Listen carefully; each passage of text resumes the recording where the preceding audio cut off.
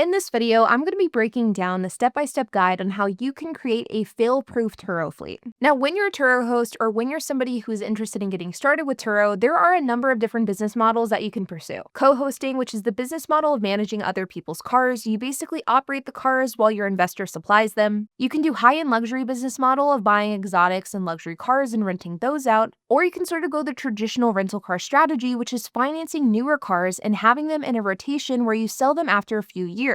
I think that there are merit to all of these different strategies. People and companies do them all over the country and around the world, and they absolutely can work. But do I love these different strategies for the average Joe who is just wanting to dip their feet into the world of Turo or start a Turo side hustle? No.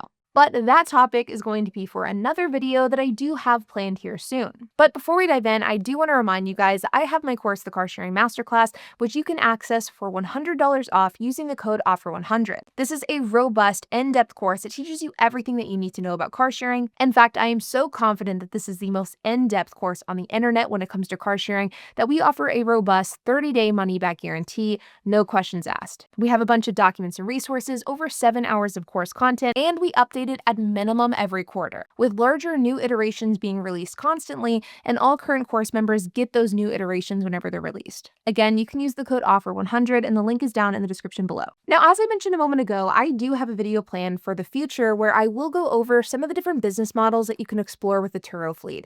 But in this video today, I actually don't want to talk about any of those, and instead, I want to focus on the business model that I truly believe is fail-proof, or at least as close to fail-proof as you can possibly be. And I think that this business model that I'm about to discuss is the best way to get started with Turo if you're someone who's just trying to learn if this is a side hustle for you. And that is the economy cash car model. I have for a long time referred to this as the low-end economy model, but I do think that that does a bit of a disservice to the types of cars that hosts like me rent out, which I would not consider to be low-end, but I would consider them to be economical. Now, this isn't to say that the economy cash car model on Turo is the only way to be successful on the Turo platform. In fact, I would argue that the best hosts in the entire country kind of have a hybrid of a variety of different business models that they implement with their own fleets, myself included. But as I mentioned a moment ago, I think that this business model is the best way to get started with Turo, and it's the best way to get your feet wet with minimal to no risk. And so what I want you to walk away from this video with is how this business model works, why I believe it's as fail-proof as you can get, and why it's ultimately a great path for new hosts to explore. So the cash car business model is very simple. So you buy a cash car, and the price of that car, you should aim for something in the $5,000 price range. You then list that car out on Turo, and you make money every day that it's rented out, with the goal of making back the money that you paid for the car within 4 to 6 months. And of course, that would depend on how much you actually paid for the car that you bought. So not only do you want to buy a cheap car, to me, the perfect number is about $5,000, but you also want to buy a car at a discount. So maybe you purchase a $5,000 car that's actually worth closer to like $6,000 or $7,000. And we will go into a lot more depth into this during this video, but recently in a course Discord call, I was asked the question of why do I like that $5,000 number so much? And the reason why I like this number is that not only can you find some really great cars for $5,000, despite the fact that many people believe that this is impossible, but I also think that at that $5,000 price point, your downside, your risk is extremely, extremely small. A $5,000 car, as long as you get one that looks good, it's reliable, it checks all the boxes, that car is going to rent out well enough on Turo for you to make money. And so to me, $5,000 is an attainable car, it's realistic, but it also puts you at an entry point to where you can rent that car out on Turo and you are almost guaranteed to make money. Even if you're just learning the ropes, you're making mistakes, you're gonna make money.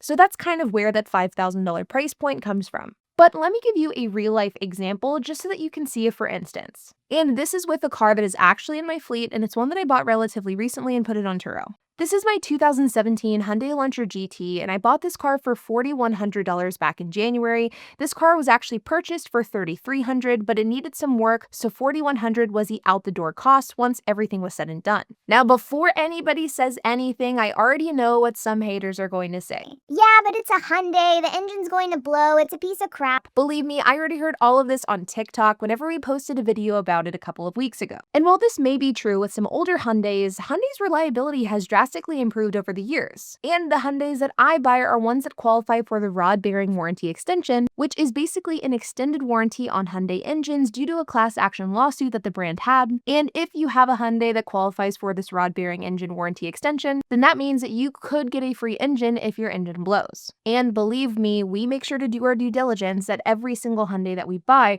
qualifies for this warranty. In fact, I have 5 Hyundais and all of them have gotten new engines under this warranty extension or qualify for a new one if their current engine blows. But I digress, we will talk about this in a bit, and I could probably make a standalone video about that warranty extension. If there's interest in that, leave a comment down below. So we got this car for $4,100, which is a great entry point for a new Turo host, but we also have that warranty extension as well, which is an excellent safety net. But not only this, we also bought this car below market value because the KBB of this car is $6,200 on average. And because this car is so cheap, it is very near its depreciation bottom, which means that depreciation isn't really even a factor for this vehicle, which again is something that I will go into a bit more in a little bit. Now, before we go any further, I want to note that what I'm talking about here and kind of this overall business model, it is not only applicable to Hyundais. There are a ton of different cars that could qualify and fit the bill of this business model very, very well. I like Hyundais. I think that they're a great bang for your buck. I think generally they get too much hate, and I think they work really, really well for Turo. But you could also go with something like Mazdas, Toyotas, Hondas. If you got a killer deal on a different type of car, there are a wide variety of cars that this business model will work perfectly for. Now, my Hyundai Elantra GT rents for about $39 per day, and it has incredibly high utilization because of the fact that it's a sensible, economical, and affordable ride. But let's compare this daily rate to other cars in my market. I've gone into my market of Dallas, and I filled my search results to show just how many new cars are listed on Turo for around that $40 to $45 per day price point, and you can see that there are tons of them. This Nissan Versa is a 2024 model and is rented for $40 per day. And this car has a cost of about $16,000, though if you bought this car used today in 2025, it would no doubt be cheaper, but it wouldn't be $4,100. This Nissan Versa is more than 3 times the cost of my Hyundai Elantra. I think there's a real argument to be made that it isn't any more reliable, but it is being listed out for roughly the same daily rate. Another Nissan Versa, same story. A Volkswagen Golf renting for about $40 per day, but it cost around 20 grand. The point I'm trying to make here is that I think Turo hosts, especially new ones,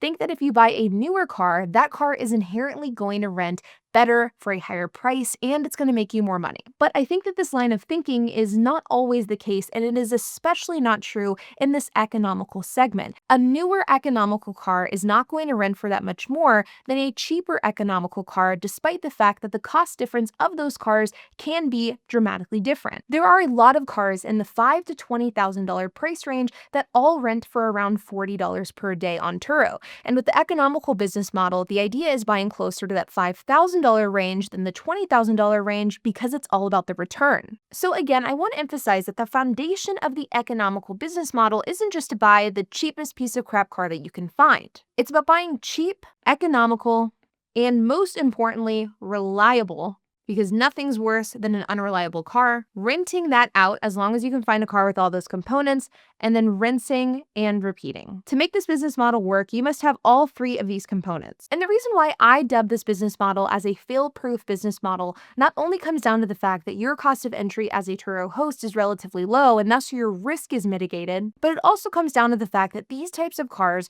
are cars that are in demand for the average everyday person. Local people are going to be renting your cars to go from point A to point B, go to work, pick up their kids from school. So you're not going to be at the mercy of the economy, of tourism, of seasonality.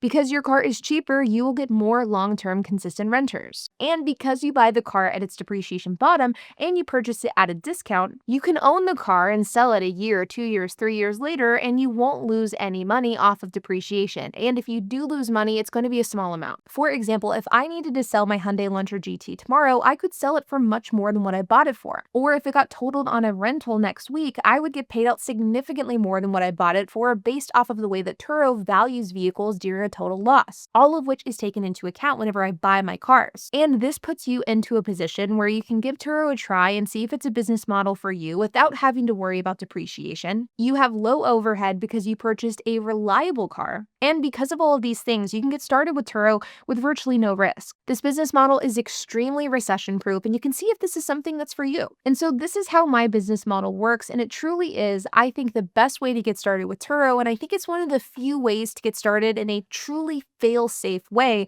on the Turo platform. Now, again, this is not to say that this is the only way to start and scale a car sharing fleet, and I'm also not saying that there are no downsides to this business model either. Cheaper cars absolutely come with their own sets of problems. I mentioned throughout this video that you should really emphasize getting a reliable cheap car, because getting an unreliable one will be a money pit and a huge headache. Also, local renters can sometimes be difficult to deal with. But if you can get past these downsides and kind of learn how to adapt with them, I truly believe that this is the best way to get started with Turo. And once you get started with Turo, you can then decide whether or not this is something you want to invest into further, whether you want to experiment with these other business models that I mentioned earlier, and you can diversify from there. Like always, you guys, I hope that you enjoyed this video. If you have any questions, comments, if you have anything to add, I would love to hear it. So make sure to leave a comment down below. And while you guys are at it, make sure to hit the like button, hit that subscribe button, and hit the notification bell. And I will see you guys in the next video.